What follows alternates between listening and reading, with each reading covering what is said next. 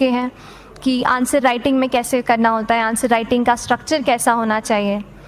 तो मैं शुरू में सबसे पहले ये कहूँगी कि मेरे प्रिपरेशन का बेस 2 चीज़ें रहीं। पहला था करंट अफेयर्स। करंट अफेयर्स इसलिए मैंने उसको उसी से शुरुआत की क्योंकि करंट अफेयर्स सबसे इंटरेस्टिंग पार्ट होता है। कई बार आपको हिस्ट्री कभी बोरिंग लगेगी, कई बार आपको लगेगा ज्योग्राफी इतना, कभी हर किसी के अपने अपने फेवरेट्स होते हैं। तो मुझे वो 2 सब्जेक्ट्स लगते थे कि यार इतना मन नहीं करता है, लेकिन न्यूज़पेपर्स और करंट अफेयर्स में जो भी नया चल रहा है वो मुझे हमेशा इंटरेस्टिंग लगता था। इंटरनेशनल रिलेशंस में क्या हो रहा है, क्या सोशल रियलिटीज़ हैं, कहाँ क्या हुआ, उसका क्या इम्पैक्ट पड़ेगा एडमिनिस्ट्रेशन पे और हमारी कंट्री पे। तो उसको आप अपना एक बेस बना सकते हो। आप करंट अफेयर्स बेस्ड प्रिपरेशन कर सकते हैं, इसलिए भी क्योंकि अगर आप मेंस एग्ज़ाम देखेंगे तो काफ़ी डायनामिज्म आ गया है, केवल प्रीलिम्स में नहीं बल्कि जनरल स्टडीज़ पेपर 2, पेपर 3 में भी आप देखेंगे कई सारे ऐसे सवाल हैं जो करंट इवेंट्स से इंस्पायर्ड होते हैं, उन पे बेस्ड रहते हैं। तो जब आप न्यूज़पेपर बेस्ड, करंट बेस्ड पढ़ाई करते हैं तो वो आपका प्रिपरेशन वहाँ से भी कवर हो सकता है। दूसरी जो चीज़ मैंने जिस पे बहुत फोकस किया वो थी आंसर राइटिंग। तो आंसर राइटिंग का जैसे खान सर बता रहे थे कि आंसर राइटिंग की प्रैक्टिस बहुत की, तो उसके पीछे मेरा ये था कि जब मैं हमेशा प्रीलिम्स का कोई भी पेपर टेस्ट देती थी, हम मॉक टेस्ट देते हैं, तो मॉक टेस्ट देती थी तो हमेशा मेरे मार्क्स करीब 90 to 110, 120, इससे ऊपर मेरे कभी मार्क्स नहीं जाते थे। तो मुझे हमेशा ये डर था कि यार प्रीलिम्स में कहीं मेरा कुछ, क्योंकि कट ऑफ भी इसी कुछ रेंज में जाता है, तो हमेशा लगता था कि यार कुछ गड़बड़ यहाँ ना हो जाए। लेकिन जब मैंने आंसर राइटिंग की और मेंस एग्ज़ाम के बारे में जाना, तब मुझे लगा कि आंसर राइटिंग एक ऐसी चीज़ है, मेंस एक ऐसा फेज़ है सिविल सर्विस एग्ज़ाम का जहाँ पे आप अच्छे से तैयारी कर सकते हैं। And if you have written the answers, if you know कि you have covered the points well, if you have included उसमें कुछ आपने facts, international reports, government schemes, आपने कुछ ऐसे उसमें सॉल्व भी डाला है, तो जो रिज़ल्ट आएगा वो सेटिस्फैक्ट्री ही आएगा, अच्छा ही आएगा। तो मेंस एक ऐसा पार्ट है जिस पे आप काफ़ी बैंक ऑन कर सकते हो।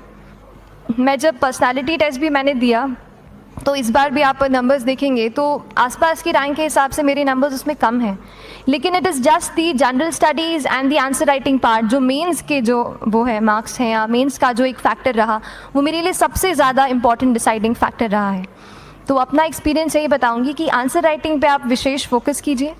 जैसा स्ट्रक्चर आपको बता ही चुके हैं कि इंट्रोडक्शन में कैसे आपको शॉर्ट रखना है, बॉडी एंड देन कंक्लूजन, उसमें छोटी चीज़ जैसे मैं अभी मेंशन कर रही थी, आप एक इंश्योर कीजिए कि देखिए जो भी एग्जामिनर आपकी कॉपी चेक कर रहे हैं वो दिन में 10, 15, 20 कॉपीज़ चेक कर रहे हैं, तो उन सब से आपको अलग कैसे आप अपनी कॉपी दिखा सकते हो, ये चीज़ आपका प्रेजेंटेशन और आप जिस तरीके से आंसर लिखते हो कंटेंट को, वो मैटर करेगा।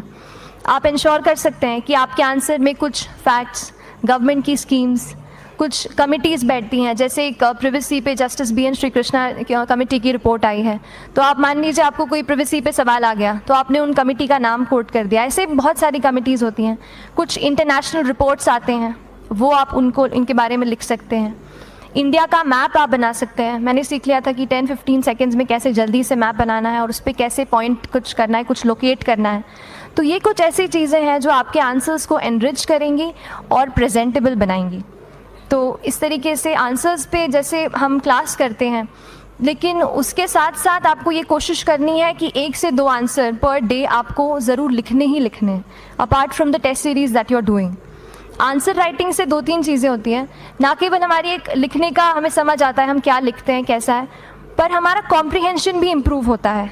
हमें कितना समझ में आया वो भी हमें खुद समझ आता है जब हम आंसर्स लिखते हैं। और इसीलिए आंसर राइटिंग पे आप फोकस कीजिए, 1 से 2 आंसर ज़रूर लिखिए।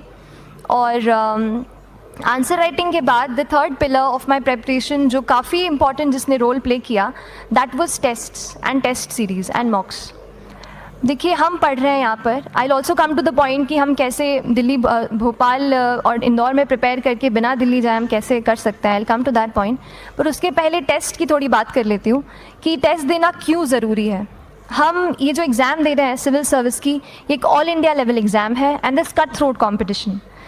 तो उसके लिए आप केवल पढ़ते रहें, सारी बुक्स, मटेरियल्स, स्टैंडर्ड, ये करंट का सब पढ़ लें, लेकिन अगर आप ये नहीं जज कर पाए कि आपका क्या लेवल है at an all India level, तो चीज़ें समझ में आप नहीं, मतलब आप आगे नहीं बढ़ पाएंगे या सही डायरेक्शन नहीं पकड़ पाएंगे। तो इसलिए आप टेस्ट से घबराइए मत। कई बार टेस्ट का इनर्शिया होता है, ऐसे लगता है कि जब तक पूरा सिलेबस कंप्लीट नहीं कर लूँ तब तक टेस्ट नहीं दूंगा।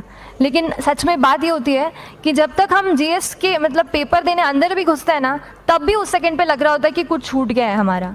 तो ये चीज़ होगी ही, इसीलिए ये मैं कभी मत सोचिए कि जब तक पूरा सिलेबस नहीं कर लूँ टेस्ट नहीं दूंगा। जैसे आपका एक थोड़ा बेस बन जाता है प्रिपरेशन का, आप टेस्ट दीजिए, चाहे वो प्रीलिम्स का एमसीक्यू का टेस्ट हो या मेंस का राइटिंग स्किल की प्रैक्टिस हो, टेस्ट पे आप फोकस कीजिए।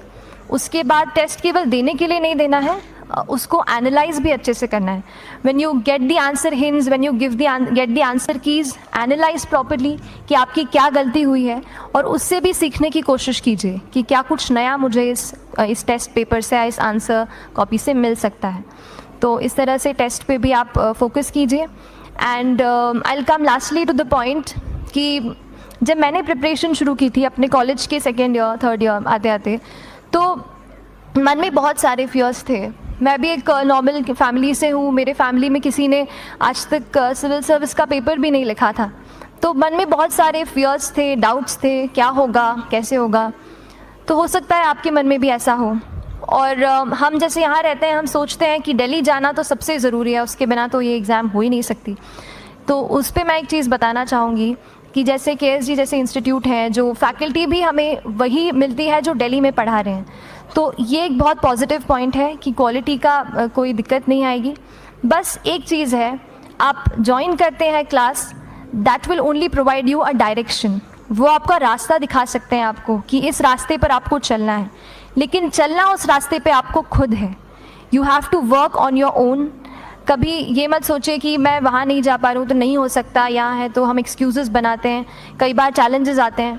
तो मैंने कॉलेज के साथ प्रिपरेशन की, तो उसमें भी काफ़ी दिक्कत आती थी। कभी कभार कॉलेज की एग्ज़ाम होती थी तो इसमें मैं अपना उतना वक्त नहीं दे पाती थी। तो उस मोमेंट पे फिर प्लानिंग ने मुझे बहुत हेल्प किया कि हम किस तरीके से अपने कॉलेज के एग्ज़ाम के लिए प्लान कर लें। जैसे मैंने इंजीनियरिंग की है और मुझे पता है कि हम इंजीनियर्स 1 महीने से ज़्यादा पहले से पढ़ते नहीं हैं। पढ़ते हैं क्या? तो वो चीज़ आप ध्यान रख सकते हो, उसको अपना स्ट्रॉन्ग पॉइंट बना सकते हो। 1 से 1.5 महीना जब exam is approaching, I use to plan my entire syllabus का प्रिंट आउट निकाल के I use to make my notes. उस तरीके से उसको मैं उसको संभाल लेती थी। तो whenever you are managing those things together, focus on planning. किस तरीके से आप एक माइक्रो प्लान बनाएं, अपना डेली एक प्लान बनाएं, वीकली टारगेट सेट करें और एक ब्रॉड विजन दिमाग में रखें कि ब्रॉडली आप मंथ्स में क्या कवर करने वाले हैं। अगर आप प्लानिंग अच्छे से करते हैं तो ज़्यादातर पोर्शन आपका